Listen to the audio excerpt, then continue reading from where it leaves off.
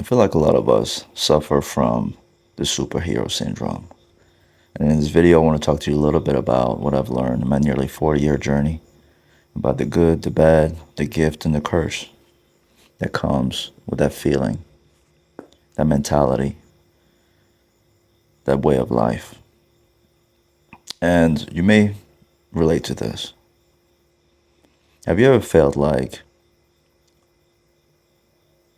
you had so much potential in you, that you were meant for something great, that you were the chosen one, that you were the one that was going to do the thing that nobody else could do, that you were the one that was going to, when everything seemed done, when everyone has given up, you were the one that showed the light. You were the one, as David Goggins said, I believe, carried the boats. You were the one that stood up and found a way back. You were the one that created history, and you were writing history to the point where you became a legend. You changed the game. You know, we don't realize it, but a lot of it comes from this programming of life. But I also do believe that it is our godly self within ourselves that connects all of us. We all have that within us. In a way, that's what makes us special. But it also is what makes us fall in the trap of this so called ego. And I don't believe that ego is necessarily bad or good, but I do believe that one of the most important skill you can build in your life is how to use your ego as an asset and not a liability. And so in my journey, as I've literally faced challenges where life has humbled me in so many different ways, in ways that no one in my whole life will ever know but me.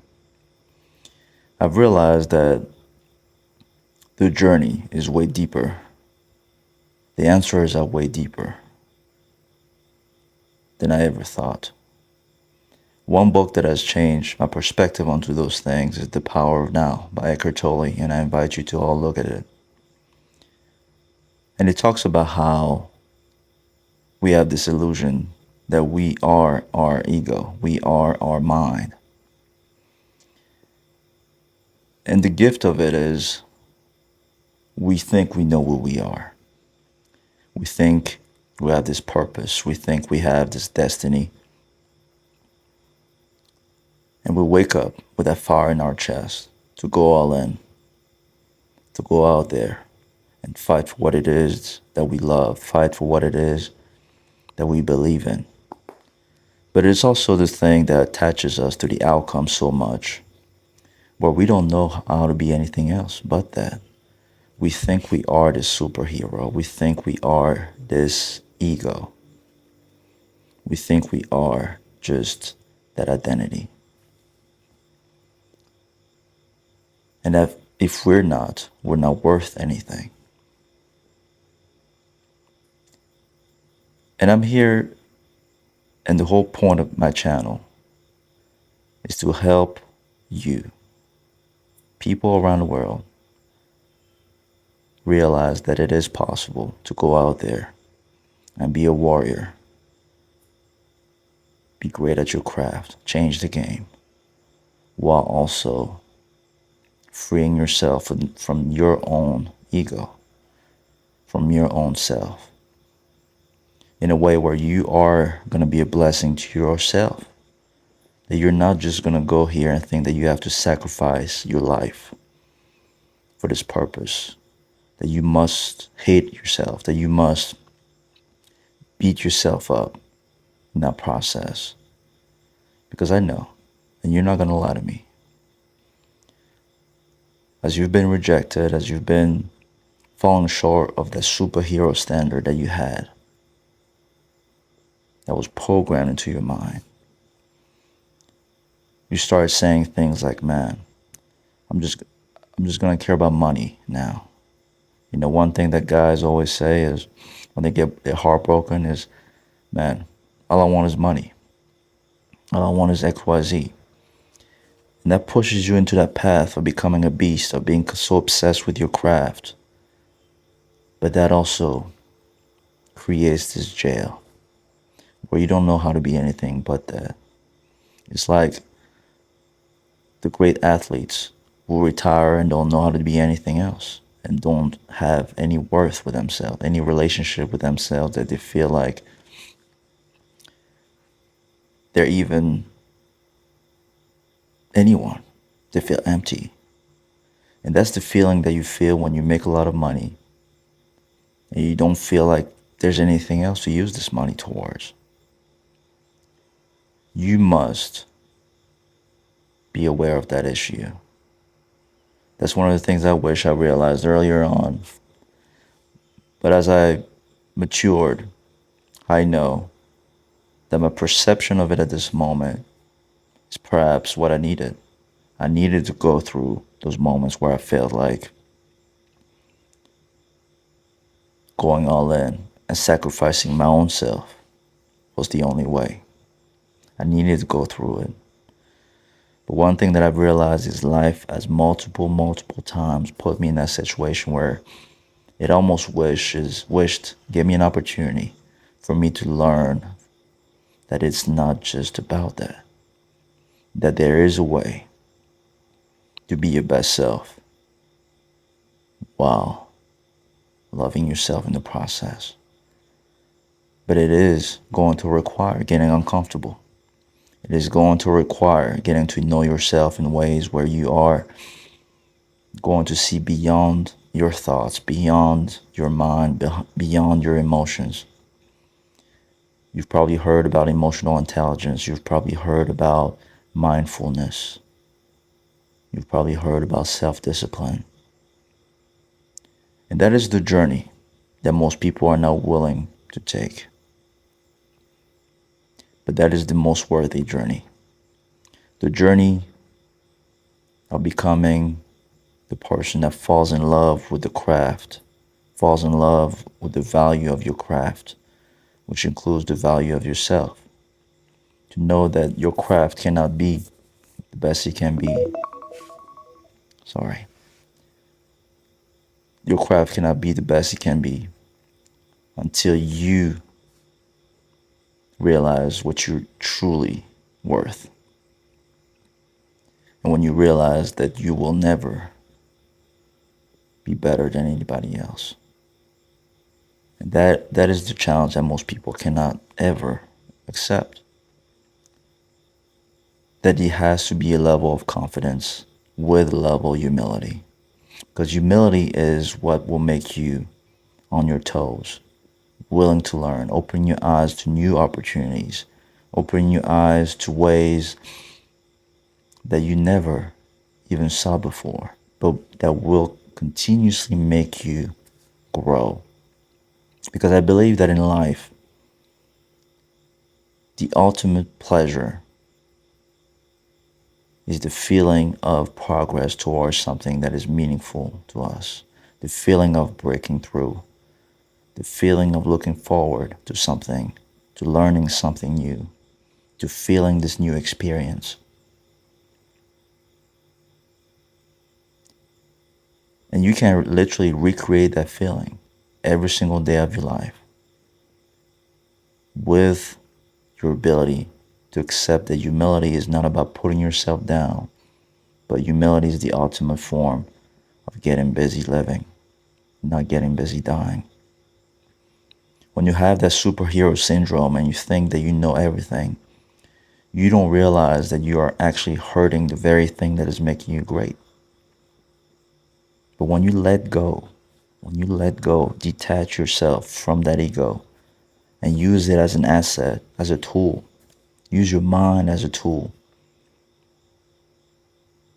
By allowing your mind and your ego to be the person that's going to turn this vision that you have into a strategy, into an execution, into going beast mode, into what it is that you do with the courage, the confidence, the presence of mind. Use your ego and your mind, your thoughts and your feelings as a superpower that it can be. But don't ever allow them to be you. You are, at the end of the day, way greater than those things. Don't succumb to this life where you put yourself in this life sentence where you must hurt yourself. Because let me tell you, man, when you fall in love with that journey, the development, the learning, the exploration, the discovery, and you do it in a way of self love, people will gravitate towards you. Money will gravitate to you. When you know your worth, but you also know that you are a servant, that you are here to be a vessel for those around you, that giving doesn't make you weaker. When you realize that, you step into your greatness. That detachment where you let others be themselves, when you let others make their own decisions, that is the way. Don't try to control things in everything in your life. One thing that I abide by is this rule of committing and letting go. Committing in the sense that I'm already here. I'm already alive. I'm already all in. And I'm going to go in this season of my life and pursue what it is that is so meaningful to me. Even if nobody else believes in that. My why might be my family right now. My why might be surviving. But whatever it is, I'm going to go all in that moment. And I'm going to open my eyes to learning and allow the journey to take me wherever it's supposed to take me.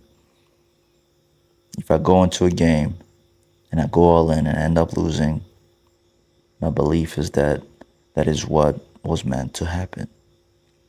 And I'm going to look at the lessons that I needed to learn because I trust that destiny, life, God made that happen for a reason. And I'm not worse than I was before the experience. I am better. That everything in my life works for me.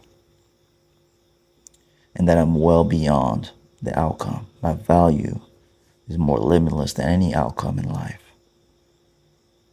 You are more limitless than you can ever imagine. You are a superhero. You're just not the superhero that you thought you were. You have to learn to define what superhero is for you, what is going to work for you. Don't allow a movie, don't allow programming to establish this jail that you can't get out of. Get onto this journey of humbling yourself into self-love, into self-worth, while going all in, into disciplining your mind to do the things that may not feel good in the moment, but do you know are good for you. The things that will make you the person that will at the same time do the thing you need to do, but at the same time be disciplined to also allow yourself to wander and be more than your ego.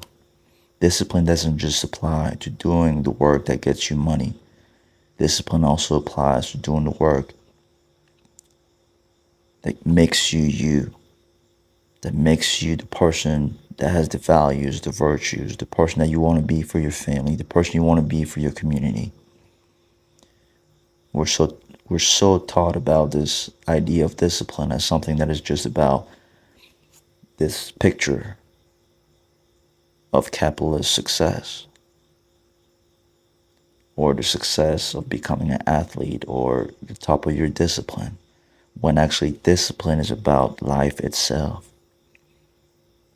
It's about sculpting your life, sculpting your relationship with your mind, your soul. Discipline is self-love.